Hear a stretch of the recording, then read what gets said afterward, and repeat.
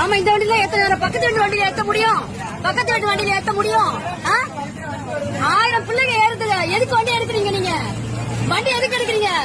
அவங்க வீட்டு பணத்துல தான் உங்களுக்கு சம்பளம் வருது, அதை ஞாபகம் வச்சுக்கோங்க. முதல்ல ஏறதுக்குள்ள உங்களுக்கு என்ன அவசரம்?